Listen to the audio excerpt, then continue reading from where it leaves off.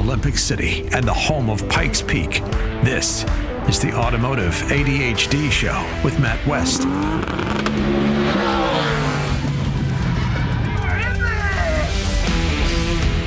And here we are, rocking it on the Automotive ADHD Show. Matt West hanging out with you, talking cars on the weekend. Really loaded show for you today. I got a lot of fun stuff to talk about. Firstly, Jimmy Ford, Pikes Peak hill climb driver, is going to join me to share his experience setting an incredible time on Pikes Peak. By the way, he was 6th overall and 2nd in his class, which is mind-blowing. So we're going to hear firsthand from him just how he did it. I'm also going to, later in the show, talk a little bit about the future of EV racing. I had a chance to see some of the EV racing at Pikes Peak, and I haven't talked about it yet, and it got me thinking. You know, everyone says, oh, this is the future of racing. I mean, this year is the year that everyone is really talking about EVs on Pikes Peak. I was there, and I'll tell you firsthand what I think about it. Now, motorcyclists can also rejoice here in Colorado. Lane filtering has become legal, and I'm going to tell you why you should care about that, even if you don't ride a motorcycle. And I mean, I get it. This is a car show, but we love our two-wheeled brethren. You know, they were born with 2 less wheels than the rest of us, but we love them anyway. And we're going to talk about what this means and why lane filtering, by the way, saves lives. It confuses motorists, but it saves lives. And finally, we'll talk about the best and worst selling cars of 2024 so far. And there are some interesting numbers that, well, let's just say this, Stellantis isn't doing well, among other things. So we might even discuss some actual rare, legitimate new car buying advice on this show. So you want to stick around for that. Now, I hope you had a fantastic 4th of July holiday. And I was able to go out with family, and we did some barbecuing, had some ribs. It was really good. It was good. And then I wrenched on cars for the rest of the afternoon. I took $800 stroker Jeep out and just did a lot of minor to-do list items on it. So had a fairly relaxing 4th of July. Hopefully you did as well. Hopefully you celebrated our country's independence in true fashion. There were a ton of fireworks going off, by the way, around here. Let me just put it this way. I think everyone went to Wyoming. If you live in Colorado, you know what I mean. So, all right. Now, I want to talk a little bit about this story. I saw this headline, and I said, man, I got to open up the show with this. This comes out of Cleveland, and I'll read the headline here and just let it sink in. Police charge 83-year-old man after lawnmower pursuit. 83-year-old township man is facing numerous felony charges after he was accused of leading police on a chase while he was riding a lawnmower earlier this week. Let me interject here. When your primary means of escaping the police is a lawnmower, if that's your main means of conveyance, I would suggest something else, but, you know, you've got something going on in your life when this is your main means of escaping the police. And the man, okay, this 83-year-old dude, I get it. He's 83. He's probably he's a little older. He's not getting far on foot. Now, what did he do? I guess he was just riding his lawnmower on the road when the police came up and tried to pull him over, and he said, "Not today," and put the pedal down on his lawnmower to try and evade the police. And he is now he has quite the criminal history, though. We'll get into some of that. But he is charged with felonious assault, failure to comply with an order or signal of an officer, resisting arrest, obstructing official business, and driving under suspension and operating a vehicle at a small speed while impeding traffic. If you were ever wondering if you can get a ticket for going too slow, you can, and it seems like it takes a lawnmower to do that. That's how slow you have to be.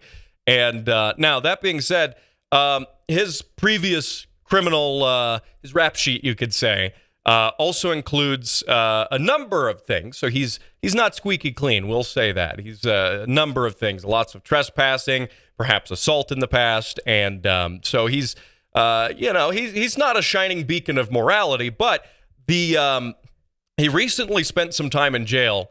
And by the way, I'm talking about a lawnmower here because it's car adjacent, I guess, right? Like lawnmowers have 4 wheels. Most of them do. So car adjacent. So anyway, but he was charged with criminal trespass recently after attempting to mow a neighbor's yard without permission.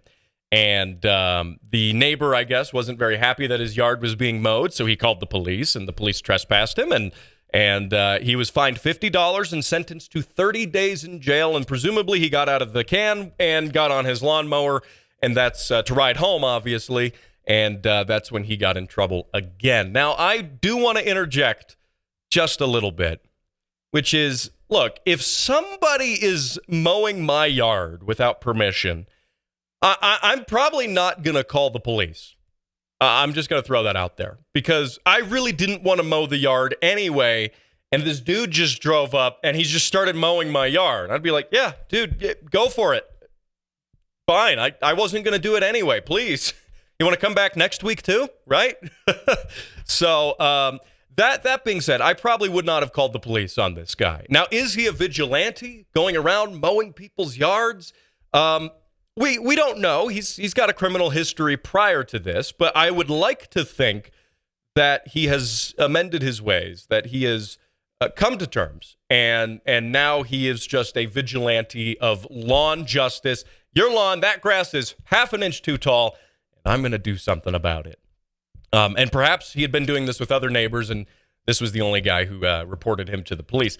I don't know. I don't know in that sense. I would like to think that is the case, but I'm not certain. Now, granted, if he does want to come here to Colorado Springs and mow my lawn, I might even pay him like $20 to do it.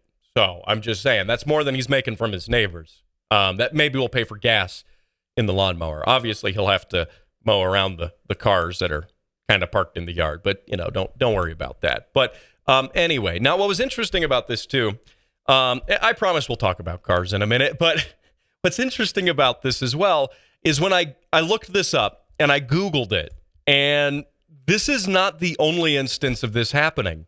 This isn't. No, not at all. If you Google cop chase on lawnmower, I mean, this happens apparently on a weekly basis. Florida man caught attempting to outrun a police officer on a lawnmower. A lot of these do take place in Florida. Not sure if that's just because the grass there grows really fast because it's humid and it rains and there's a lot of lawnmowers, or if there's something else going on. Maybe the whole Florida man thing. I'm not sure. Man arrested in Stark County after alleged lawnmower chase. Oh, let's see.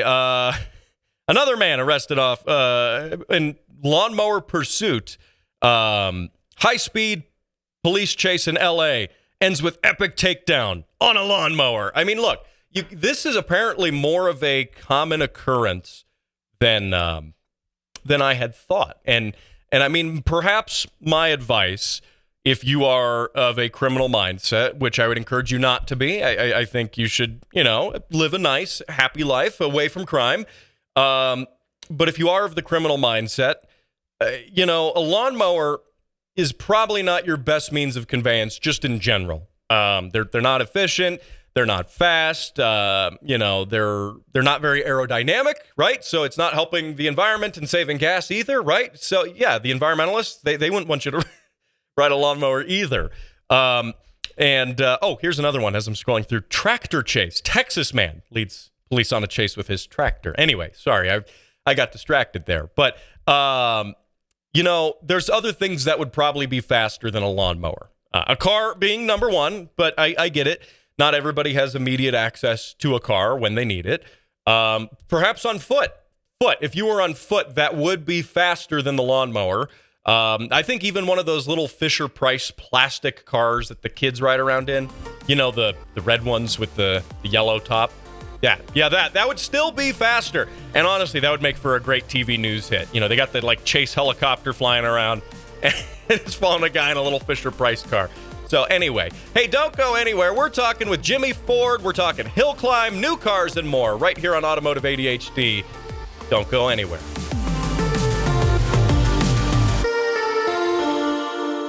And now for how things work with an engineer.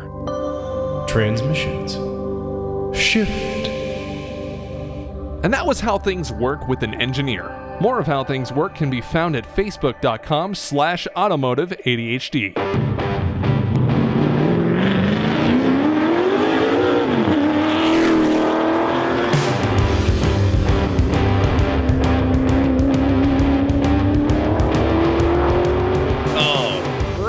Oh, man. You don't have to be a Pikes Peak hill climb driver to get on my show, to get your car sounds on my show.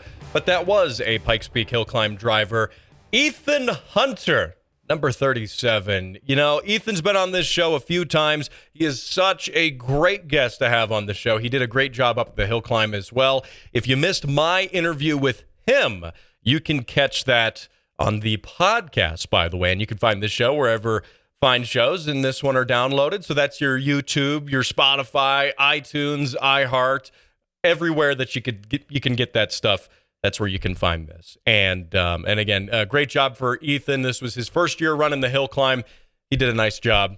Went fast up that mountain. I think that's really good. Can't wait to see him coming back maybe next year. So, and by the way, speaking of car sounds, you can send your car sounds for a chance to have them featured on the show and for a chance to win some cool stuff. And in the last segment, I was talking lawnmowers and how they're car adjacent. Yes, they are. If you want to send some lawnmower sounds even into the show, I think people get the wrong idea that I'm only playing race car noises and stuff like that. No, we've had tractor sounds, motorcycle sounds, all of the above on the show. And I think the first person to send me some lawnmower sounds might get some free stuff mailed to them. So just saying. And then you can tell your friends, hey, my lawnmower was on the show, and they'll go, why? Why did you send that? But it's because I told you to. It's okay. I gave you permission. So anyway, just don't get lawnmower sounds of you running from the police on the lawnmower. I probably can't air that. But anyway, so speaking of riding things perhaps a little faster than a lawnmower, maybe just a little bit. Lane splitting is something that's been contested for a long time, especially pretty much in every state. Lane splitting, this is a term that applies to motorcycles. Now, lane splitting itself wasn't legalized. A lesser version of it called lane filtering has become legal. And this is one of those, I think as a motorcyclist, this is a very good thing. And if you're watching on video, I've got a graphic up on the screen right now with some details on it. And this is Senate Bill 24-079, motorcycle lane filtering and passing. And this is very important, even if you don't ride a motorcycle. And this starts in August, by the way, August 7th, 2024, here in Colorado, at least. Now, a number of other states have had this for a while. California famously has had this for years and years and years, and they have the full-on lane splitting. We'll talk about the difference here in a little bit. Now, Utah also recently legalized this, and this is something that I think will confuse drivers. It will probably enrage drivers. It's going to make people mad, but in doing so, it's actually saving lives. And lane filtering is something where you go between the cars. I know it sounds kind of scary. And what you do on a motorcycle, if you're in stopped traffic, and that's a key distinction there, stopped traffic in this case, is you go between the cars. But there are some important things. And if you're watching on the video, you can see the graphic that I'm going off of here. Traffic must be stopped. The lanes must be wide enough and conditions safe enough to overtake and pass a vehicle. So has to be wide enough for you to get your bike through there. Also probably wouldn't be wise to do it, I don't know, in the snow or something for those few crazy adventure riders who go out in the snow. You wouldn't want to slip and then tip over into a car, for example. But, and here's another important fact. It has to be at 15 miles per hour or less. Now, that is a key point there. And what I mean by that, and that's one of the things that differentiates this from lane splitting. Lane splitting is more or less at speed, and California has this. On the highway, the motorcycles can go between the cars at full highway speed. That's not what we're talking about. This is a little bit of a dumbed down version of that. And I think, this already is controversial enough with drivers on the road. This is a good first step. This is a good stepping stone, and it saves lives. And here's why it saves lives, okay? So you have motorcyclists who are going between the cars, okay? And this means that you don't have motorcyclists stopped with a car that has the ability to rear end them. You don't just have them stopped in the middle of the lane. And I'm someone who does ride a motorcycle, and I think that motorcyclists need every little measure possible to keep themselves safe. Because, the same sort of mindset you have in an automobile doesn't work when you're on a motorcycle. You don't have 2 tons of metal around you and shielding you and protecting you from impact. You don't have airbags. You don't have seat belts. You have literally nothing except perhaps the jacket you're wearing and the pants you're wearing. If you're really big into riding, you might have some riding pants or some Kevlar-lined blue jeans. That exists, by the way, if you don't know, Kevlar blue jeans. And they absolutely work. Maybe you've got that, but that's it. Man, that is it between you and the pavement and the car that might hit you. So there was a study that came out of UC Berkeley about 10 years ago. Yeah, it's a little bit of a dated study. If anything, I think now the numbers would be even higher because of a number of factors, and we'll get into that. But UC Berkeley did a study where they've had California as kind of a test model for this. And perhaps this is the only piece of legislation we actually want from California, coming from California. This is perhaps the only one that we would really want, okay? Because it does save lives. And what happens is in California, where lane splitting is legal, riders were 1.8% less likely to suffer fatal injury and 2% less likely to be struck from behind. They also did earlier studies in Europe and Australia where this has been legal. This has been legal for a very long time in Europe in many, many, many places, and they have come to similar conclusions. Now, those aren't big numbers. Those aren't big margins, but they are, I think, when you have 1.8% less likely to suffer fatal injury, which, by the way, is a fancy way of saying death. I don't want to get killed on a motorcycle. If I can do something to make myself 1.8% less likely to die, that is a good thing. And here's the thing. Even if you aren't fatally injured on a motorcycle, being rear-ended on a motorcycle at any speed, 10 miles an hour could result in life-changing injuries still. I mean, it's the threshold here for being hit by a truck or something like that on a bike and actually getting hurt and hurt bad. I mean, it's so easy for that to happen to a motorcyclist. So letting motorcyclists slip between the cars, and they don't even have to slip all the way between the cars. It's the rider's discretion. They can just pull into the lane or into the middle of the lane at a traffic light. They don't have to zip all the way to the front if they don't want to. They can just be between the cars sitting there. And there's another benefit to this too. They can't get rear-ended by an inattentive driver. And that's, by the way, why I was saying these numbers from UC Berkeley that are about 10 years old would probably be higher today because of the number of distractions and all the technology in cars that has provided those distractions since 2013, which is when this study came out. It's increased since then. So I would argue these numbers are even higher, but they are still the most up-to-date numbers we have. That being said, you as a car, you are now also benefiting from the motorcyclist who is lane filtering. And when they're filtering, they're not taking up a space in traffic that you could occupy as a vehicle. A motorcycle is not as big as a full-on car. Yes, it is still a vehicle, I should say, but it's not as big as a full-on car. And they can occupy a smaller space, and then another car can come in and occupy another space. And this, in a roundabout way, will help relieve congestion. Now, probably not a ton because, you look at the percentage of motorcyclists versus cars on the road, it's a very small number of motorcyclists. Now, say if we were 50-50 on motorcycles and cars, that would be a bigger difference. But still, the difference is there nonetheless. So I think the key thing here is the studies show that this saves lives. Motorcyclists don't have to do it if they don't want to. If you're a motorcyclist and you're on a big Harley that's nice, it's wide, it's got those huge fairings, those big things on it, and maybe you don't want to do this, maybe you're not comfortable doing it. No one's saying you have to. They're just saying this option is available to you as a motorcyclist. And I can tell you when I'm on my motorcycle, I will absolutely be taking advantage of this. Now, the key thing here, too, is educating the public on this. I think a lot of people are not going to be very happy about it. I think a lot of people are going to feel like they're being cut in line by a motorcyclist. And at the end of the day, look, it's not a line and it's not a race. You're not in line at a light. You're not in line like you would be at an amusement park ride. You're not. okay? The motorcyclist is getting over because he takes less space and he doesn't want to get rear-ended. Also, he's on a bike. He's going to accelerate quicker than you anyway. No matter what, he's going to pass around you. He's going to do something. So it's not like the motorcyclist is cutting in front of you.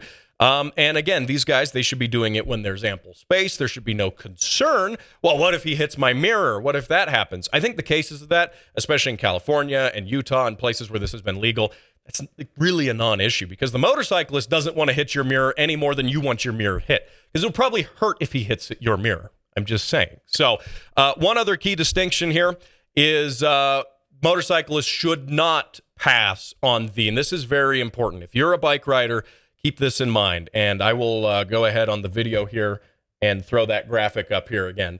Do not pass on the furthest right lane or use the right shoulder, which seems like an obvious place to pass because you're like, well, I'm not as comfortable lane filtering, so I'm going to go on the shoulder. There's not another car there. I'm only going by one row of cars.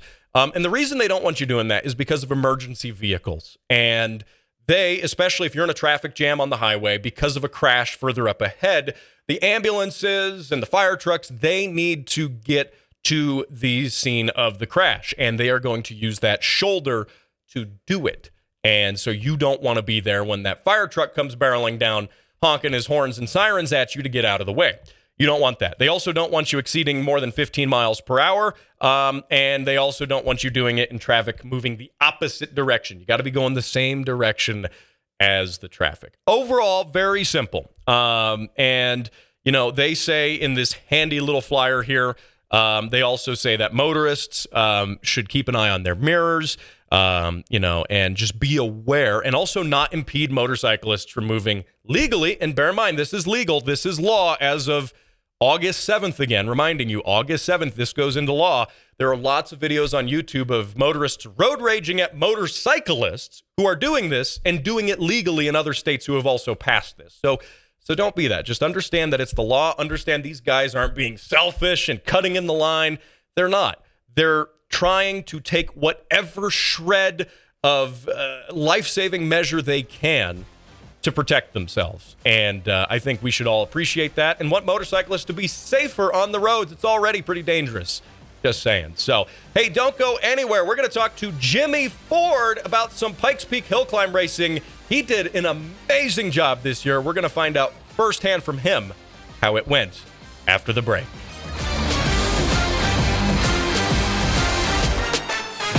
Ladies and gentlemen, the Speed Council proudly presents Automotive ADHD, now on video. For better or for worse, subscribe to Automotive ADHD, now playing on YouTube and Rumble.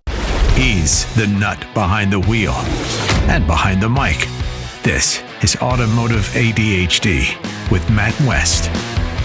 And you are listening to Automotive ADHD. I have a special guest joining me here on the show, fresh off of the Pikes Peak hill climb, and he's maybe had just a little bit of time to rest and recover after a tremendously crazy race week. Jimmy Ford, welcome back onto Automotive ADHD. Hey, thanks for having me, Matt. Awesome. I'm so glad to have you back. I'm really stoked. I won't, I'll throw some spoilers out here. 6th overall. Congratulations on that time. That is mind-blowing. Yeah, thank you. We're happy about 6th place overall, you know? Yeah, absolutely. I mean, that is really, really good. I mean, you're faster than the majority of pretty much everyone on that mountain, and you're playing with the big boys, and you're doing some really cool stuff. And so tell me, coming off of race week here, we're going to talk about what kind of went into that, but tell me a little bit about how you've been kind of recuperating after race week. Oh, man, after race week, it's like the next 3 nights after race day, you sleep for 11 hours straight and then get up and drag yourself to work and then get back and go right back to sleep when you get home. It's like it takes a few days to get back into your normal routine. Right. Especially that normal sleep schedule, no less, too. Not getting up at 2 a.m. and going to bed at midnight. So that's awesome. Exactly. Did you and the family do anything to celebrate afterwards? Oh, we just kind of gathered back at the shop and had a few adult beverages and kind of reminisced about it. That was about all we did, Right. Well, because you're already thinking about the next thing now. Like, hey, we're getting back on the racetrack. We're getting the car back out there. Before we talk a little bit about that, run me through what your race day experience is like, because you don't just show up the morning of the race. I mean, you're coming in the day before and you've got all this prep to do. What's that like?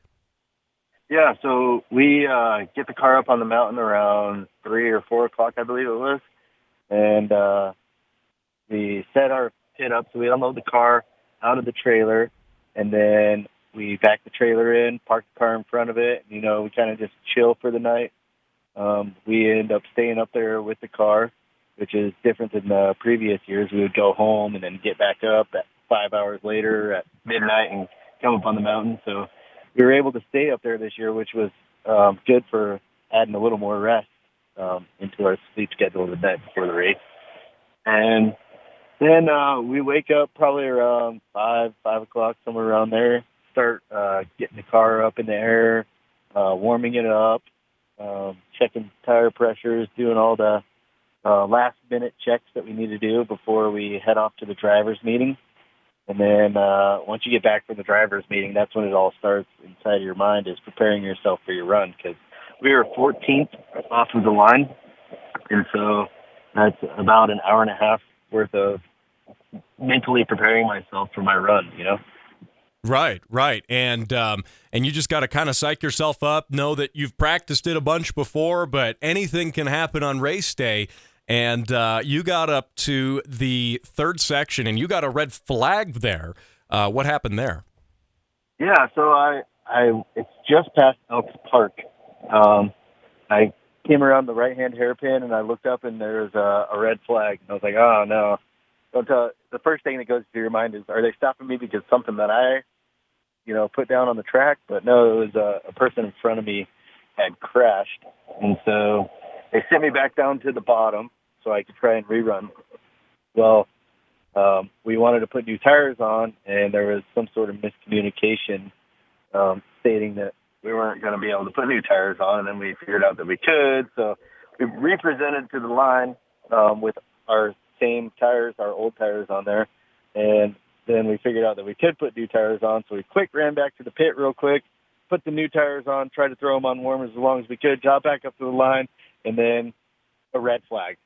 So I'm sitting at the start line for about 40 minutes cooking.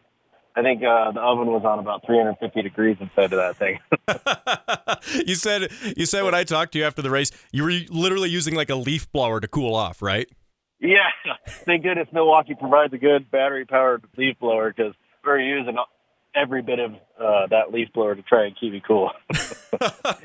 Oh, man. Yeah. I think that sort of, it says, like, especially on race day, we had, and I was up by Glen Cove, but man, we had one red flag delay after another. Do you think, and again, none of them were your fault, but do you think that it was just because it was such a nice day that guys were out there pushing a little extra hard, trying to get that 11 tenths out of the cars? Do you think that was kind of part of that? Yeah, I definitely think that was a part of it. If you look back at a lot of the red flags, it was mechanical failures. So I think it was overheating. There was turbos that were lost. There was overheating on some of the cars. So I think that was a big problem with the heat possibly up there, was, mechanical failures. Yeah, absolutely. And thankfully, your team, the car did great. Everything worked well, even for that second run going up. Once you did get to go up on that second run, once you launched off, after you'd been done baking at 350 degrees, pretty well done. Make sure, what's the internal temperature? It's 165, right? yeah, 165, and then so we were done. Yep. Well done. But you, after that, you had the fresh tires on the car. You went up for that second run, and that's the run where you did 6th overall. And correct me if I'm wrong, was that time 9:40? Do I have that right? I'm doing it off the top of my head here. That is correct, 9:40. Yep. Wow. So how did that run? How did that run go? And especially compared to your first one, how was that? So our split times that we did have off for our first time were a little bit quicker on the first run, and I imagine that was because we didn't have time to get the tire warmers on for the second run. And I didn't want to keep playing going back to our pit and representing to the line. And I'm glad we didn't, because right after we went, there was another red flag. So, we slowed down a little bit on the second run. I mean, like a half a second over the first two sections we slowed down, which isn't a big deal. And then I think that second rerun kind of hurt us when we got up to the W's. The car started losing brake. The pedal was starting to get a little squishy, and so I was trying to manage our brakes going through the W's, and it ended up causing me to overheat the car a little bit with our heavy downshifting and stuff like that. So, once I got past Devil's Playground, I knew it was all open air from there, and we could keep the car cooled down and maybe try and get some temperature out of the brakes. So I didn't drive it as hard as I possibly could, but, at the end of the day, with a rerun and stuff, we made it to the top at 940, and I'm still pretty happy with that run. I know for the future we can do better, and there's some stuff that we can improve on. So that's a good place to be. Hey, and there's always room for improvement, but you sometimes got to pat yourself on the back still, right? Exactly. Awesome. Now, you had also shared one fun story with me right after the race ended, and you were coming down for the parade lap. There was an issue with the car when you got back to the pits, right? Tell me about that. Yeah. So it turned out to be, I don't know what the odds would be, probably 1 in 500 trillion. I don't know. But we got all the way back down to the pit, and everybody's hurrying, scurrying, trying to get their cars loaded up and everything. So it's a 1-lane road getting through the pits. And I spotted my dad, my crew members, and everybody. And so I was like, okay, I'm going to pull my car in, and then I'm going to back it into our pit spot. Well, once I got backed into the pit spot, then I cranked the wheel to the right and snapped. We broke a tie rod. I was like, there's no way. Oh, man. Right when you got back to the pits. But that tie rod held on for your 6th overall run. Oh, my goodness. I mean, that is so good. Jimmy, I can't wait to see you out there on the mountain next year. I think next year's in the books, right? Yep. We plan on next year, and it's funny because, this week I've been on the phone with the guys that designed that body that we have on there now. And I was like, hey, maybe we want to make some changes, so it's already starting. Oh, man, I love it. Hey, Jimmy, hold that thought for just a second. We're going to be back here in just a minute on Automotive ADHD. Colorado Springs' #1 car show by default. This is Automotive ADHD. So if you were joining us just before the break, I'm talking to Pikes Peak hill climb driver Jimmy Ford, number 17. Now, his number in the race, though, in terms of where he finished, was a lot faster than number 17. He placed 6th overall. Jimmy, you're coming off of this awesome high, finishing the race, and we were just talking about before the break how the car, everything went well, and the race was good.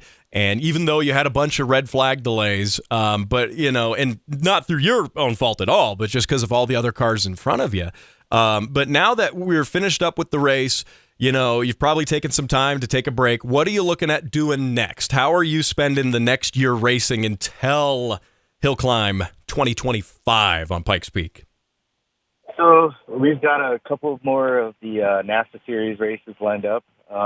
We plan on going to NASA Nationals in Utah in September. And then, that's kind of where our focus is going to be. And then once we get over with Nationals and all the other NASA Series races, we'll, maybe start pulling the car apart and making some changes for the next season. I don't know exactly which route we're going to go, but we'll have enough time to get it all figured out to where at the end of the season we just start thrashing and taking the car apart, Right. Now, out of curiosity, when do you start prepping for the next hill climb? Because obviously, you want enough time to get ready for it, but you're still racing up to a certain point. Like, when do you start, saying, all right, we're going to start getting the car ready to go? Because it's not the week before, and it's not like Ethan Hunter, of course, he had about 3 weeks to prep, and he pulled it off, and he did a great job. But ideally, you want to start 3 weeks is a little too soon, right?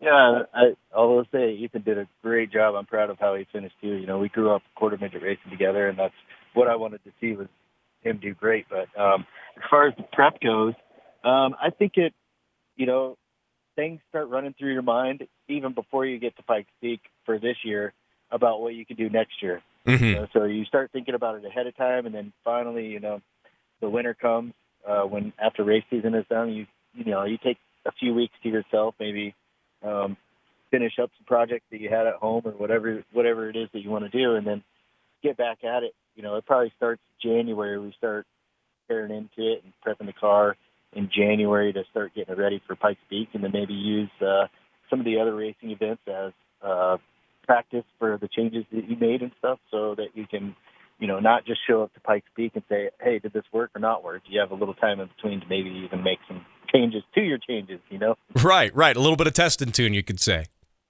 Exactly. Awesome. And so now next, where can people find you and where can people support you? Looking forward to a whole nother year of racing, whether it's on the hill climb, whether it's with NASA. How can folks support you and the team? Yeah, so I'm doing my best to post on Instagram, Facebook, all the social medias that I have of where we are going to be, what races we're going to be at.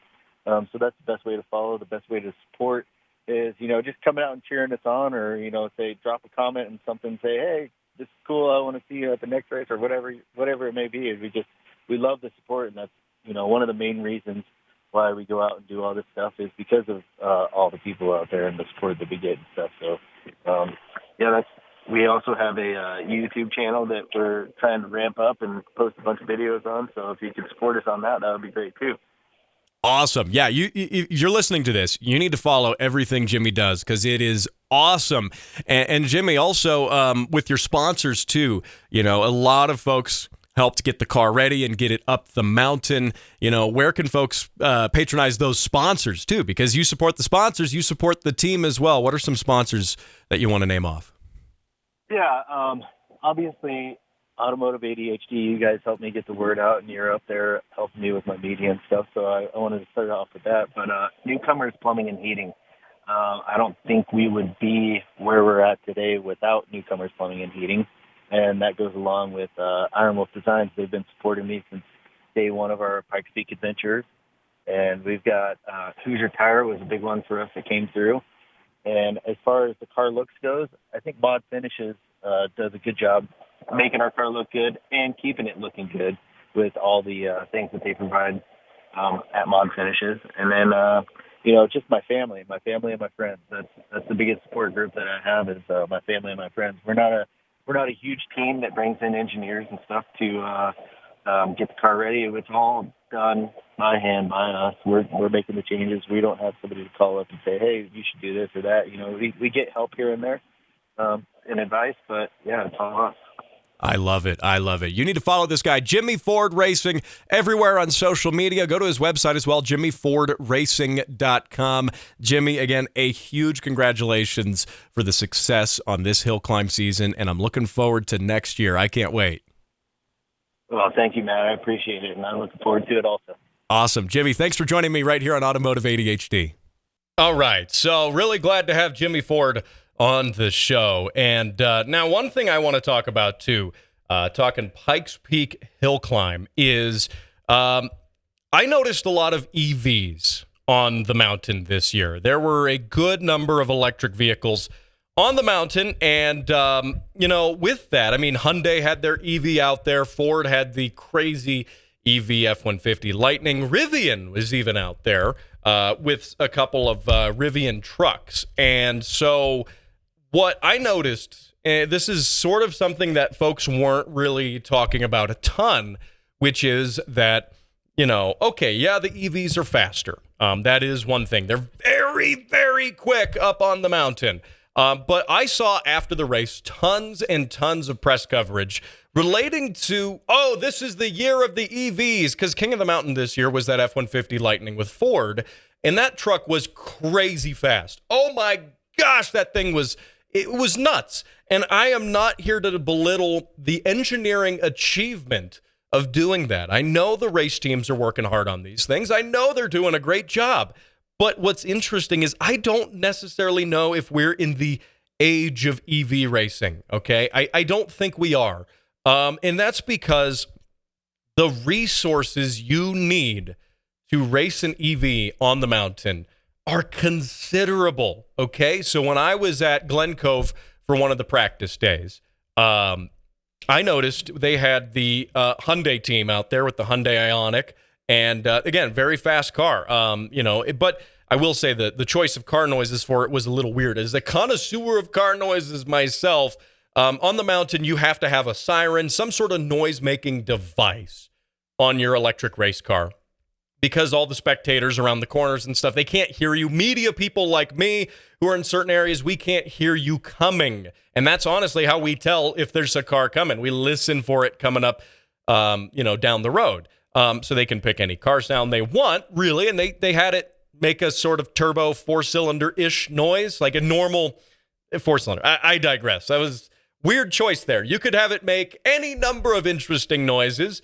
A couple years ago, a Japanese team with an electric Nissan Leaf had it make like ice cream truck noises, like the ice cream truck song as it was coming up. Like, come on. You got to have a sense of humor here. If you're going to have an electric car, you might as well go all out. But anyway, to my point, what I noticed was that all of these electric vehicles, perhaps with the exception of the Rivian team that was up there, and I'll get into that, but all of these electric vehicles had gigantic diesel generators on trailers. I mean, we're talking like 25-foot, 30-foot trailers just stacked with these big generators. These are the sort of trailers you would rent out if you wanted to power a building in an emergency. If you needed to power, I don't know, some important critical piece of infrastructure, this is one of the giant generator trailers you would bring out. And that thing's filled up with diesel, and it's cranking away, generating that electricity to put in this race car to go up the mountain. You got all these teams and all these different crewmen and multiple trucks and trailers for this whole operation.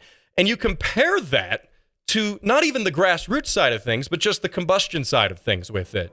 You compare that with what Jimmy's doing and what Ethan's doing and what all the other teams are doing. If you need to top up your race car between runs, you just get like a 5-gallon VP Racing gas can and you fill it up, right? So it just goes to speak about the energy density. I think the EVs are going to get there. I don't know if they're there yet. I don't know if we're in the age of EVs because it's not accessible on the grassroots. You need to spend millions of dollars to make this happen. So, hey, anyway, I'll continue these thoughts perhaps on another show. We're also going to do a bonus show here in just a minute. I'm going to talk about new car buying advice. And tune in next week. I'm going to have Kimmy from Colorado 4x4 Recovery talking all about being safe on the trails. That's here on Automotive ADHD.